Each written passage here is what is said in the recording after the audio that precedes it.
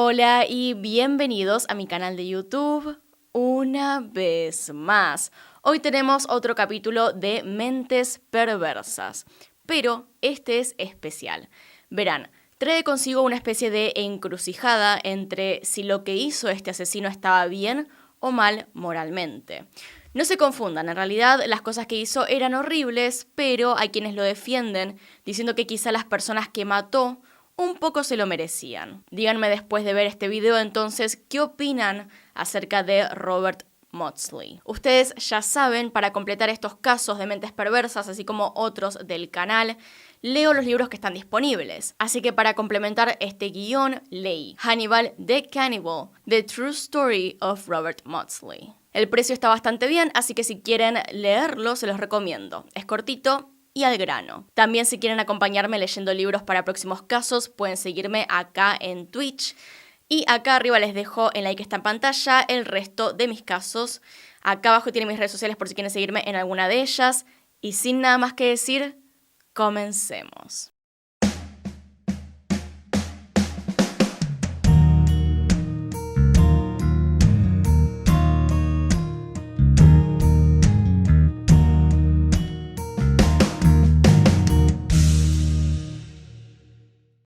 Robert Maudsley nació el 26 de junio de 1953 en Toxteth, cerca de Liverpool, en Inglaterra. Su padre era camionero y proveía para su esposa y sus 4 hijos, aunque en realidad eran 12 hijos en total. Robert pasó la mayoría de sus años en Nazareth House, un orfanato religioso en Crosby, Liverpool, ingresando a este lugar a sus 2 años junto con sus hermanos Paul, Kevin y Brenda, por negligencia parental. A la edad de 8 años volvió con sus padres y sufrió regularmente, hasta que finalmente se les retiró la custodia. A finales de los 60, ya como adolescente, Robert se prostituía como un rent boy o chico de alquiler en Londres para mantener su drogadicción, siendo finalmente forzado para buscar ayuda psiquiátrica después de varios intentos de suicidio. Todo esto empezando desde los 16 años. No solamente necesitó ayuda psiquiátrica, sino que también varias veces se metió en rehabilitación por su uso desmedido de drogas.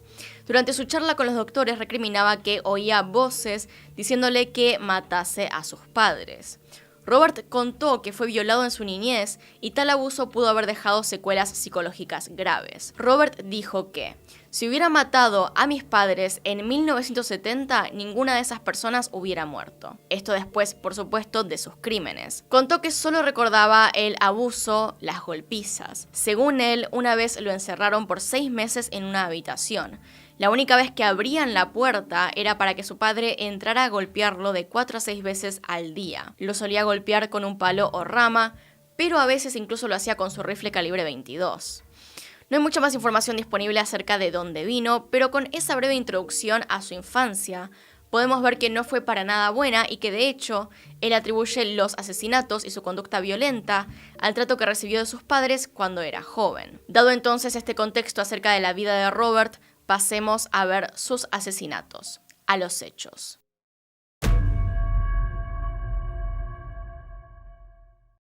John Farrell era un trabajador que en 1973 vivía en una granja a las afueras de la ciudad. Estaba solo ya que su esposa no se había logrado adaptar a vivir en una granja y tuvo que volver a la ciudad. Para John Farrell esto no fue demasiado problema, ya que en realidad le gustaban los hombres. Con su esposa viviendo en otro lado, era libre de rentar un joven y llevarlo a su casa durante la noche. Es así que Farrell conoció a Robert Maudsley. Lo único que no le gustaba de él era el constante abuso de drogas. Por lo demás, en cuanto a apariencia y personalidad, era exactamente como lo quería. Por esto es que tuvieron una especie de relación por unos 5 o 6 meses. Fue pasado ese tiempo que Farrell le mostró un lado un tanto oscuro a Robert, creyendo que él lo entendería y querría participar de sus fantasías, las cuales por cierto no eran solamente fetiches, por decirlo así, directamente eran un crimen. Verán, una noche Robert fue a la casa de Farrell y tuvieron sexo como siempre, pero en esa ocasión Farrell decidió parar por un rato, sacar unas fotos de un cajón y mostrarle a Robert lo que había hecho. A todo esto, como se imaginarán, Robert estaba muy confundido, completamente drogado, y por un momento no entendía qué tenía de especial esto que Farrell le quería mostrar. Robert tomó las fotos con pocas ganas y las fue mirando mientras Farrell le decía: son unos lindos niños pequeños que hacían lo que su papá les decía que hicieran. Hicieron lo que yo quería que hicieran. Esas pequeñas perras tomaron mi polla muy bien, como tú vas a hacer. Lamento el lenguaje explícito, pero es importante describir lo que Robert tuvo que ver en ese momento. Poco a poco, mientras él miraba las fotos, el efecto de las drogas se iba. Más que nada por el choque de realidad que estaba sufriendo en aquel momento. Se daba cuenta de que lo que Farrell le estaba diciendo, o más bien confesando, era terrible. Estas fotos eran de niños o chicos muy jóvenes, pero eso no era todo. Él podía ver el sufrimiento en sus caras, el dolor que reflejaban estando desnudos frente a la cámara. Era evidente que ellos no querían estar ahí. Farrell lo miraba y decía esas palabras con una sonrisa macabra en la boca. Robert no lo pudo soportar. Los recuerdos de su padre agrediendo y abusando de él volvían, así que decidió pararse mientras Farrell se ponía en la cama, boca arriba, diciéndole que quería que se comportara obediente como los niños de las fotos. Robert retrocedió hacia la puerta del dormitorio sin saber qué iba a hacer. Se dio cuenta de que parecía haber una cuerda atada encima de una silla en el dormitorio. Entonces, lentamente caminó hacia la silla y agarró la cuerda. En el suelo también había algunas perchas de madera. Tomó una y dijo: te voy a dar lo que te mereces. Y sonrió con la misma sonrisa macabra que Farrell le había mostrado poco tiempo antes. Con una sonrisa de emoción, Farrell preguntó: ¿oh sí? Robert respondió sí. Farrell a todo esto se imaginaba que estaban jugando, que todo esto era parte de sus fantasías, que Robert quería hacerlo. Entonces Robert saltó encima de Farrell, que todavía estaba acostado en la cama. Robert se acomodó de modo que quedó sentado directamente sobre el estómago de este hombre. Rápidamente enrolló la cuerda alrededor del cuello de Farrell y metió un brazo de la percha entre la cuerda y su cuello, para después comenzar a torcer la percha. Al darse cuenta rápidamente de que esto no era un juego sexual como él pensaba, Farrell comenzó a pelear. Trató de agarrar la cuerda o la percha, pero no podía contra la furia de Robert. Con ambas manos ahora, Robert comenzaba a girar la percha más y más. Pronto, Farrell se quedó sin oxígeno y comenzó a marearse. Robert entonces paró y se acomodó para estar cara a cara con Farrell. Él todavía estaba vivo, pero su cara se volvía cada vez más azulada. Robert lo miró directamente a los ojos y dijo: ¿era esto lo que querías, papá? Giró la percha una vez más y Farrell se desmayó. Sostuvo la percha con fuerza durante al menos 2 minutos antes de soltarla finalmente, como para asegurarse de que este hombre haya muerto. Se preguntarán entonces qué le pasó a Robert después de cometer este asesinato y teniendo en cuenta su pasado, el historial que llevaba.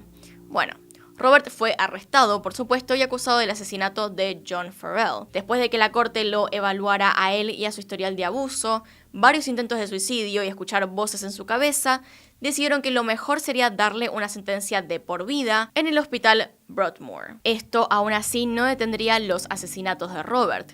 Quizá incluso haría todo el problema peor. Siguiendo con el patrón de las víctimas, Robert y un compañero de encierro llamado David Cheeseman tomaron por la fuerza a David Francis. Ahora, ¿quién era David Francis? Definitivamente no fue un objetivo por puro azar, sino que era un pedófilo convicto que de hecho había violado a un amigo de ellos. Era ciertamente una venganza. Así que entre Robert y el señor Cheeseman agarraron a Francis mientras lo pateaban y llevaban arrastrando hasta la celda de Robert. 4 enfermeras intentaron pararlos, pero no pudieron porque las amenazaron con cuchillos hechos de partes de una radio desmantelada. Llevaron entonces a Francis hasta la primera oficina que vieron abierta, en lugar de terminar en la celda de Robert, y ahí comenzó la tortura. Cheeseman ató a Francis con un cable de un tocadiscos. Durante más de 9 horas, los demás pacientes y enfermeros escucharon los gritos de terrible dolor provenientes de Francis, mientras Robert y Cheeseman lo torturaban. Más tarde, el personal describió haber escuchado a Francis gritar: Dios no, Dios no. Estaban golpeándolo, pateándolo y cortando su cuerpo con estos cuchillos hechos de radio. Justo después de las 8 p.m, las enfermeras y otros presos dijeron que los gritos pararon repentinamente. Robert había ahorcado a Francis hasta la muerte. Después de esto, Robert y Cheeseman levantaron el cuerpo de David Francis por encima de sus cabezas y lo movieron para que los guardias y las enfermeras pudieran verlo a través de la ventana de la puerta de la oficina. Después de permitir que se viera el cuerpo durante unos minutos, Robert por fin abrió la puerta y dejó pasar a la gente. No sabemos bien qué pasó ahí adentro. No hay muchos registros de lo que fue este episodio, pero se supone que los guardias en ese momento no estaban armados y que las enfermeras y guardias estaban en realidad encerrados en una celda, al menos por una buena parte de la tortura. De todas formas, el ataque duró 9 horas y fue recién cuando mataron a Frances que se detuvieron. Aparte de todo, lo que resulta raro es que el ataque haya durado tanto tiempo y que nadie los haya detenido a pesar de que solamente estaban armados con unos cuchillos improvisados. No se entiende bien qué pasó, por qué no llegaron refuerzos, por qué nadie intentó parar. No se sabe bien qué pasó, por qué nadie entró a la fuerza al lugar. ¿Por qué le tenían tanto miedo a un par de cuchillos? Nadie lo sabe. Los guardias entonces intentaron entrar en la oficina para contener la escena y poco después 2 enfermeras entraron para ver cómo estaba Frances. Uno de los guardias afirmó que la cabeza de Frances estaba abierta como un huevo duro. Una cuchara colgaba de su cabeza y gran parte de su cerebro había desaparecido. Les pareció que lo que ocurrió ahí fue que Robert tomó la cuchara y comenzó a comer trozos del cerebro de Frances mientras aún estaba vivo. Digamos que esas piezas de cerebro nunca se encontraron. Además, a día de hoy no se sabe cuánto realmente se llegó a comer. Después de esto, ambos recibieron una sentencia de por vida en la cárcel, luego de ser acusados por homicidio involuntario. Pero no solo eso, la naturaleza del crimen era muy violenta. Su comportamiento debía considerarse, así que se envió a Robert a una cárcel de categoría A, una categoría correspondiente a la gente más peligrosa con una probabilidad alta de intentar escapar. Ahí serviría su nueva condena. Debido al tema de la cuchara en el cerebro de su segunda víctima, lo apodaron Cucharas. Murder UK recibió una carta de uno de los guardias de la prisión en el hospital Broadmoor. El guardia afirmó en su carta que a los reclusos solo se les permitía usar cubiertos de plástico y solo un tenedor y una cuchara, pero no un cuchillo, que es diferente a una prisión regular en la cual sí pueden usar aunque sea cuchillos de plástico. El guardia también afirmó en esta carta que Robert había creado un arma improvisada rompiendo la hoja de una cuchara por la mitad para crear una punta. Claramente a Robert le estaba gustando matar. En esta parte es importante entender que a Robert no le gustaba demasiado la cárcel normal, no le gustaba sus rutinas ni su forma de hacer las cosas o el trato que recibía ahí. Él había peticionado para volver al hospital, pero no lo habían dejado, así que para salir de ahí debía formular un plan. Pero su plan no era escapar ni mucho menos, su plan era hacer un escándalo, dejar en vista que estaba loco, que necesitaba ayuda psiquiátrica, que nadie podía controlarlo en esa cárcel y nadie podía razonar con él. Decidió que un día cualquiera mataría a tantas personas como pudiera. Así que para julio de 1978 volvió a las andadas. Obviamente no dejó de lado su patrón, la gente que realmente lo enojaba, los depredadores sexuales. Y mientras que quería matar primero y principal a los abusadores de menores, pensaba que cualquier depravado sería suficiente para comenzar con el ataque. Así que la mañana elegida llamó a su celda a un prisionero que había conocido un tiempo atrás, Sidney Darkwood, un hombre de 46 años que daba clases de francés en la cárcel, siendo Robert uno de sus alumnos. Darkwood estaba registrado y estaba convicto como abusador sexual. Él había además matado a su esposa. Darkwood fue hasta la celda de este hombre que apodaban Cucharas y ahí Robert comenzó a darle puñaladas por la espalda para seguir por todo el cuerpo. Para asegurarse de que Darkwood estaba muerto, agarró una cuerda que había escondido debajo de la almohadilla del colchón y se la ató alrededor del cuello, manteniéndola apretada durante varios minutos. Robert dejó el cuerpo debajo de su cama litera y se fue. Paso siguiente se lavó las manos lo mejor que pudo antes de volver con el resto de prisioneros. Robert entonces comenzó a caminar por el patio, con el cuchillo metido en la cintura de sus pantalones. Habló con otros reclusos mientras buscaba a su próxima víctima. Y, poco más de una hora después, encontró a William Roberts. William era perfecto. Robert nunca lo había visto, pero sabía que era un abusador de niños. William Roberts, de 56 años, estaba acostado boca abajo en su cama, tomando una siesta de la tarde. Robert entonces entró en la celda lo más lento que pudo, para que William no lo escuchara. Se paró sobre William por un momento y comenzó a apuñalarlo brutalmente en la parte posterior de su cabeza. Rápidamente William se dio la vuelta y tan pronto como se encontró con este hombre encima suyo, la puñalada cesó. William preguntó entonces como pudo qué estaba pasando. Robert se le quedó mirando un rato hasta que volvió a apuñalarle la cara mientras se reía. En cuestión de minutos, los brazos de William cayeron a su costado y su cuerpo quedó flácido. Había muerto. Pero Robert no estaba contento, así que tiró el cuchillo al piso y arrastró el cuerpo sin vida fuera de la cama. Agarró la cabeza de William con ambas manos y la estrelló contra la pared con tal fuerza que se podía escuchar cómo se rompía el cráneo con cada golpe. Cada vez que se rompía el cráneo de William, otra parte del cerebro se aflojaba y caía al suelo. Robert estaba tan absorto en el ataque que no se detuvo hasta que casi no quedó cráneo en sus manos para golpear, solo materia blanda y húmeda del cerebro. Al final del ataque había más de 40 puñaladas en todo el cuerpo, o al menos eso es lo que parecía, dado que no era tan fácil contar. En realidad, la cara y la cabeza de William estaban tan destrozadas que no había forma de saber con precisión cuántas veces lo habían apuñalado. Robert entonces procedió a limpiar la mayor cantidad de sangre de sus manos que pudo en los pantalones de William. Tomó el cuchillo entonces del piso, entró en la oficina del guardia y lo colocó sobre la mesa, diciendo: «Parece que le faltarán 2 en el pase de lista». Con una sonrisa en la cara y muy contento por lo que había hecho, se estaba entregando. Todo esto de vuelta pensando que lo enviarían al hospital psiquiátrico otra vez. Tengo que agregar también que esta vez, al menos al parecer, no se comió el cerebro de nadie. Los guardias vieron que tanto el cuchillo como el uniforme de prisión de Robert estaban cubiertos de sangre. 2 de los guardias lo esposaron mientras varios otros corrieron hacia la celda donde se encontraba William. En cuestión de minutos, los primeros guardias llegaron a dicha celda, pero se detuvieron rápidamente cuando se dieron cuenta de que el piso estaba tan cubierto de sangre, materia cerebral y yeso de las paredes que no podían caminar sin contaminar la escena. El cuerpo de Darwood fue encontrado más tarde debajo de la cama en la celda de Robert. Robert, por supuesto, fue arrestado y puesto en confinamiento solitario y acusado de 2 cargos de asesinato. Ahora, a Robert Maudsley le pusieron de apodo el prisionero más peligroso de Gran Bretaña. Durante el juicio por asesinato, Robert admitió que durante los ataques imaginó que sus víctimas eran su madre y su padre. Sus abogados argumentaron que los asesinatos fueron el resultado de una agresión reprimida como resultado de su terrible infancia. Un guardia de seguridad envió aparte su testimonio de los hechos diciendo lo siguiente: que Robert creó otro cuchillo improvisado con una cuchara de plástico, tal como lo hizo en el hospital Broadmoor. Tomó el arma y la hundió en la oreja de su primera víctima, Darwood. Cuando lo sacó de la oreja de la víctima fue cuando se llenó todo de materia cerebral salpicada por el piso y la pared.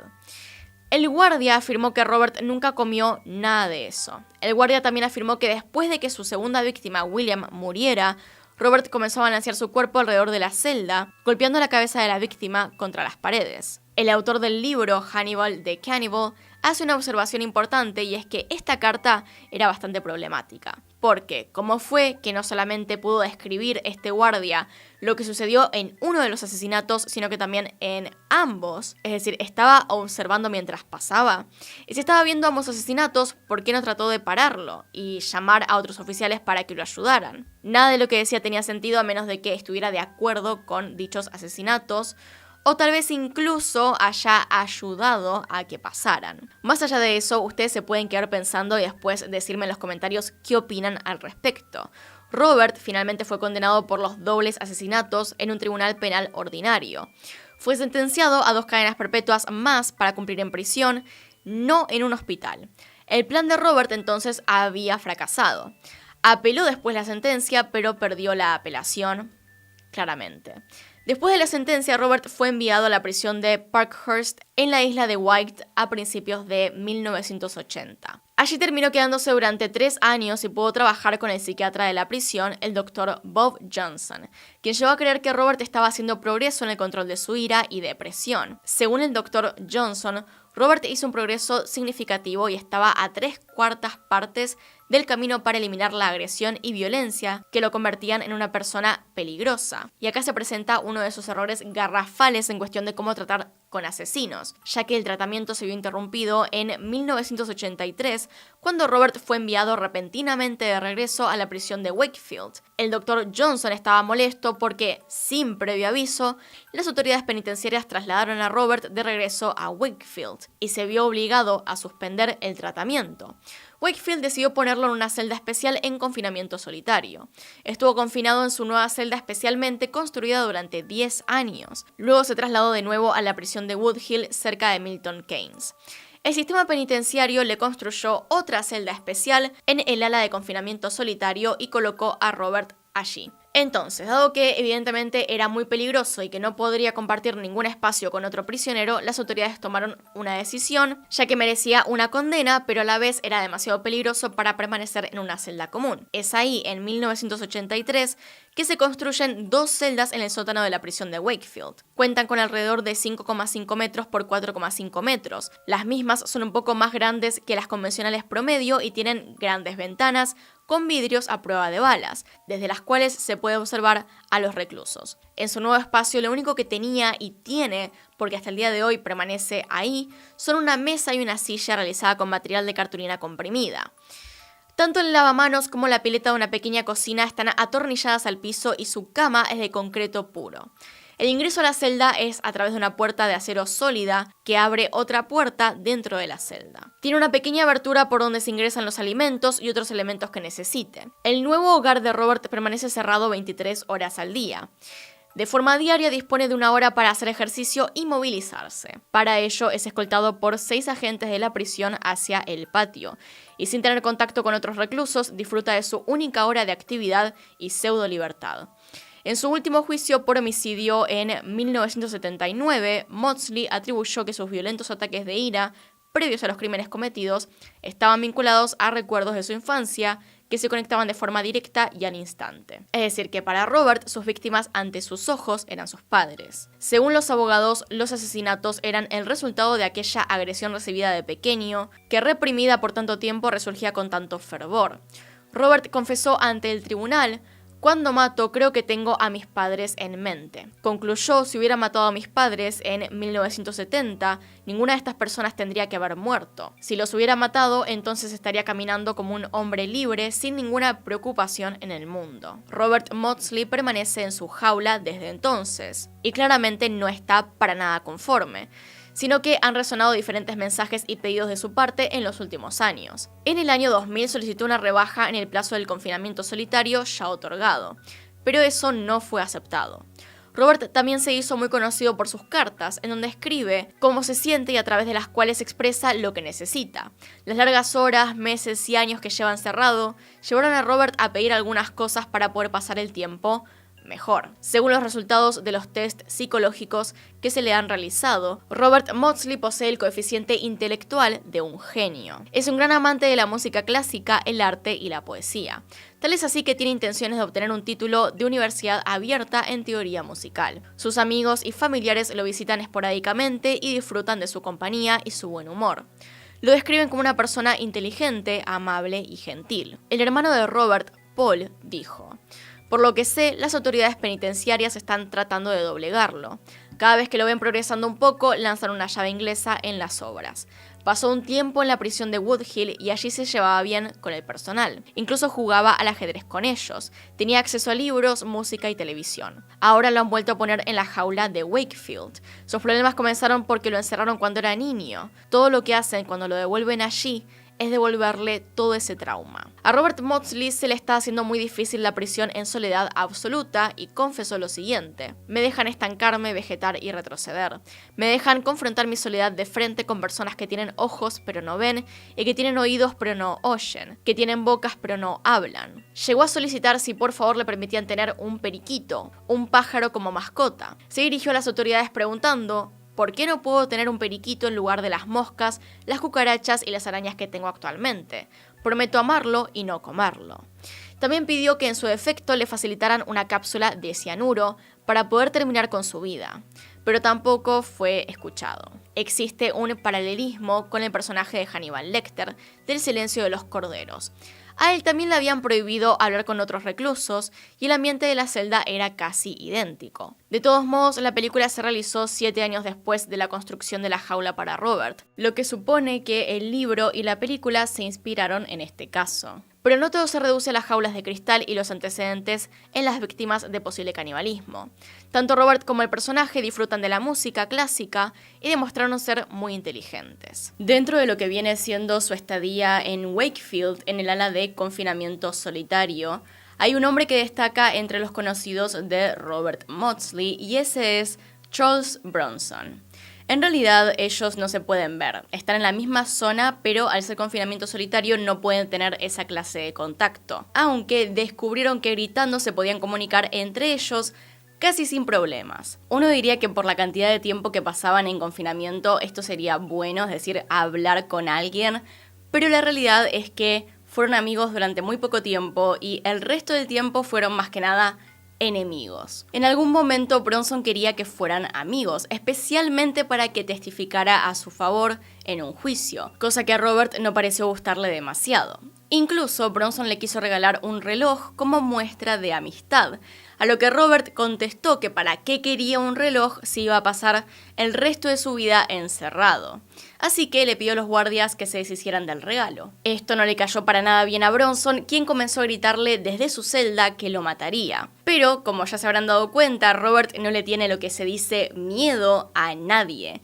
Y le gritó de vuelta que a quién iba a matar si él nunca había matado a nadie. Recordemos que aparte de Robert era una persona muy violenta, mientras que lo que decía era verdad, Bronson nunca había matado a nadie. Otra de las peleas entre estos dos vino de unos anteojos que Bronson había dejado en el gimnasio del lugar y que Robert se llevó. Bronson se enojó tanto porque alguien se había robado sus anteojos que le quiso hacer un juicio a la cárcel por $250. Finalmente Robert le devolvió los anteojos a los guardias pidiendo que le digan a Bronson que se los metiera en el culo. En síntesis, Robert no lo quería, ni quería realmente ser su amigo. Por otra parte, acerca del encierro también tenemos el testimonio del sobrino de Robert, Gavin. Él ha hablado con los medios para expresar que su tío en realidad no quiere salir de la cárcel, que está cómodo en su pequeño mundo. Dice que está feliz con su vida y que realmente así lo parece cada vez que lo ve. Cuenta que él ya aceptó que va a morir ahí dentro y que el mundo está tan lleno de gente horrible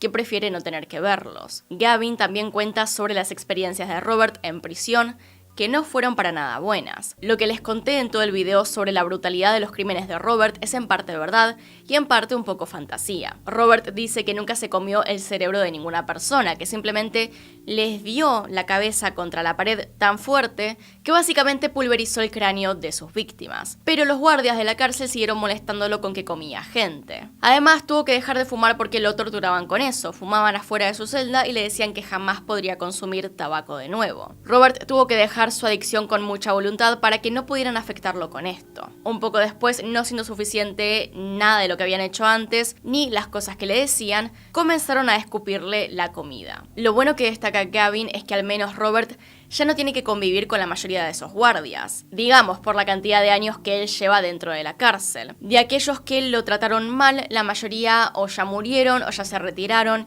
incluso a algunos los cambiaron de lugar, pero en definitiva se lo trata mejor que antes en general. En el 2014 se publicaron algunas cartas que Robert había escrito a otra persona desde la cárcel. Acá está un poco de lo que dijo. ¿Cómo me encontré en un confinamiento solitario permanente en Wakefield? Primero maté a un hombre afuera y llegué a Broadmoor. Luego maté a un compañero paciente en Broadmoor y finalmente me encontré en Wakefield, donde maté a 2 compañeros de prisión. Está registrado que cumplí numerosos periodos de confinamiento solitario en Broadmoor antes de matar a un compañero paciente. También consta que pasé un largo periodo de confinamiento solitario en varias prisiones antes de mi llegada a Wakefield.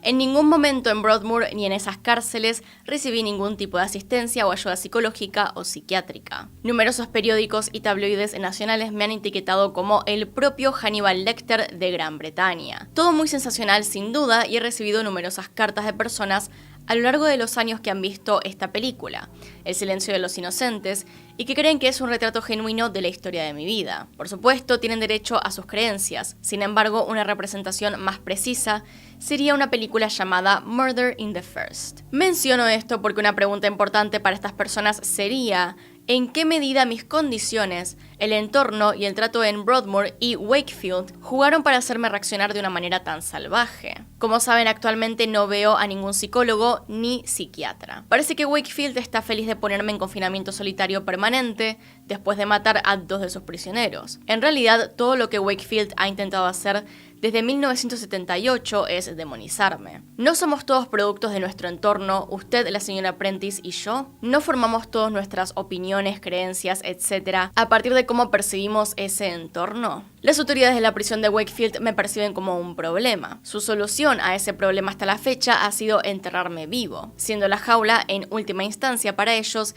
mi ataúd de hormigón. Pero ¿es esa la solución final? ¿Para qué sirve tenerme encerrado 23 horas al día? ¿Por qué siquiera alimentarme y darme 1 hora de ejercicio al día, al mes y al año, y aún así no permitirme hablar con ningún otro recluso a través de sus ventanas? ¿Para quién soy realmente un riesgo? Permítanme intentar responder brevemente diciendo que maté a violadores, pedófilos y delincuentes sexuales, a ningún otro tipo de persona ni de delincuente. Por lo que mis crímenes pasados sugieren fuertemente que este es el grupo en mayor riesgo. Porque es esto? Puedo decir que sí, he sido violado y sí he sido abusado sexualmente. Y en consecuencia detesto a estas personas lo suficiente como para haberlas matado en el pasado. Entonces, tenemos estas circunstancias desde mi niñez y adolescencia. No tengo condenas previas por matar a oficiales y no tengo condenas previas por herir gravemente o apuñalar a ningún oficial de prisión. Y no puedo percibir ni puedo imaginar ninguna situación en la que esto pueda surgir. En consecuencia, me quedo sin voz. Y la pregunta que les haría a todos en Wakefield es: ¿por qué me tratan como ellos? ¿Por qué no puedo escuchar hermosa música clásica? Te puede interesar saber que ni siquiera tengo permitido un teléfono o escribir a la Asociación de Salud Mental ni a los samaritanos, aunque solo sea para hablar con alguien y expresar mis preocupaciones. Por lo que puedo ver debido a mi actual tratamiento y confinamiento, siento que todo lo que debo esperar es un colapso psicológico, una enfermedad mental y de hecho un probable suicidio. Si bien los reclusos como yo no reciben nada de las autoridades penitenciarias, en consecuencia, estamos libres de cualquier responsabilidad y por lo tanto podemos elegir actuar. Sin embargo, nuestra conciencia dicta abriendo nuestros sentimientos de ira, odio, frustración y en última instancia desesperanza. Los reclusos de la unidad de control de Woodhill actualmente están demostrando esto adecuadamente a diario. ¿Tomará la posible muerte de otros reclusos o funcionarios penitenciarios en esa unidad antes de que las autoridades aborden el problema? Espero que no. ¿Por qué no puedo tener un televisor en mi celda para ver el mundo y aprender? ¿Por qué no puedo tener cintas de música y escuchar música clásica hermosa? ¿Por qué no puedo tener un periquito? ¿Por qué no puedo tener imágenes increíbles en mis paredes en lugar de los parches sucios y húmedos que tengo actualmente? ¿Por qué no puedo poseer o comprar sellos postales para poder mantener contacto con mi familia, amigos y personas que me contactan? Si las autoridades penitenciarias dicen que no, entonces pido una simple cápsula de cianuro, que tomaré de buena gana. Y el problema de Robert John Maudsley se puede resolver fácil y rápidamente. Gracias. También escribió en 2002 una carta para ser publicada por el The Sunday Express sobre su vida en prisión. A las 8 am mis cuidadores traen el desayuno a mi jaula y lo colocan debajo de la puerta interior, que tiene un espacio en la parte inferior. Consiste en hojuelas de maíz, un cartón de leche de prisión, un recipiente de 1 pulgada de mermelada y uno de mantequilla, 2 panecillos y una botella de agua caliente. La leche a menudo está agria, así que la tiro junto con las hojuelas de maíz por el inodoro. Y me como los panecillos con una taza de té. Este es el momento en el que hago solicitudes para escribir cartas u órdenes de visita. También es el momento en que debo solicitar ejercicio. Si me olvido de preguntar, se considera que no lo necesito.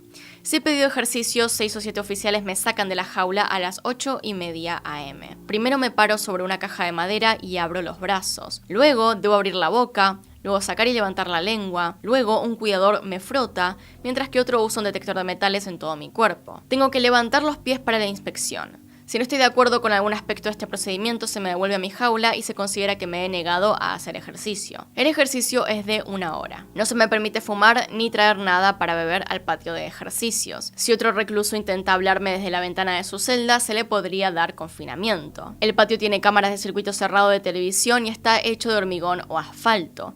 No hay árboles, hierba o flores. Es desnudo, estéril y sombrío.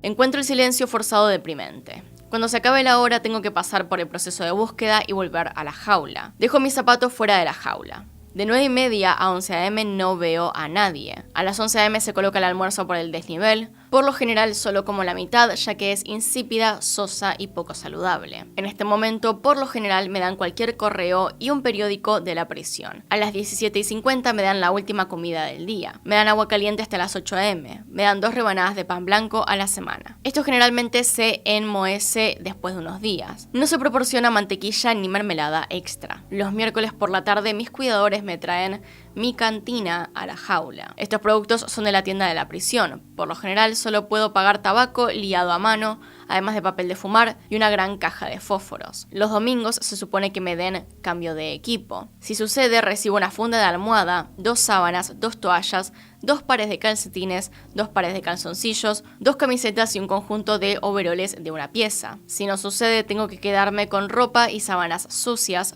por otra semana. Actualmente no existen posibilidades de que Robert pueda salir en libertad algún día. Aún representa un gran peligro para la sociedad. Tiene el récord de estancia más larga en confinamiento solitario. En la actualidad, en su jaula cuenta con una PlayStation 2 y una televisión para pasar el tiempo. Su cumpleaños número 64 lo disfrutó jugando al Call of Duty. Hace más de 40 años que continúa encerrado y así será, porque pertenece a una lista de los 60 prisioneros británicos que nunca serán liberados. En una de las entrevistas dijo que «Ya no tengo esperanza por nada, no tengo nada que esperar, ningún oficial se interesa por mí y solo les preocupa que cuando abren la puerta regrese a mi celda cuanto antes. Creo que un oficial podría detenerse y hablar un poco, pero nunca lo hacen». Y es en estos pensamientos en lo que paso la mayor parte del tiempo. Esto es como volver a mi infancia, a la habitación en la que estuve encerrado durante 6 meses, y eso me atormenta. La vida en soledad se ha vuelto una pesadilla para Robert, pero ¿es la condena que merece por los crímenes cometidos? Si bien solo asesinó a criminales, ¿es correcto pretender piedad ante una persona que mató tan violentamente? Los traumas de la infancia dejaron heridas que creyó sanar asesinando a otras personas, pero algo se rompió dentro de Robert y las autoridades consideran que es un paciente intratable, sobre todo después del crimen en el hospital psiquiátrico. Desde su ataúd de concreto, Robert afirmó que la vida que lleva en soledad es un largo periodo de depresión ininterrumpida. Entonces díganme qué opinan ustedes.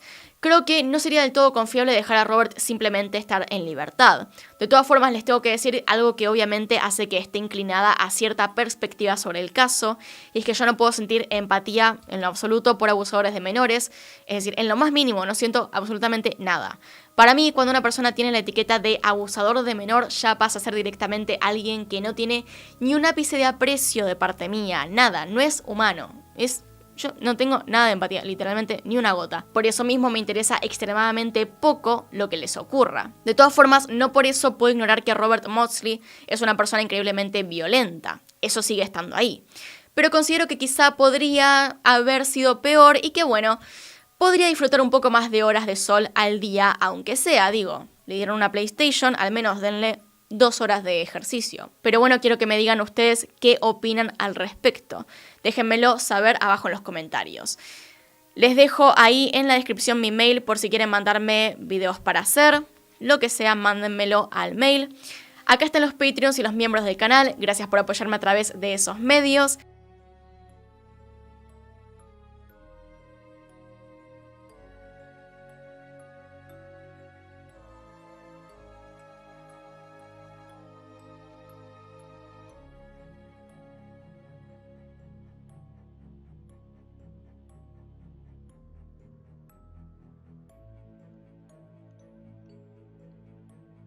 Y sin nada más que decir, acá tienen un video nuevo, acá tienen un video recomendado, se pueden suscribir haciendo clic en mi cara y nos vemos en otro video.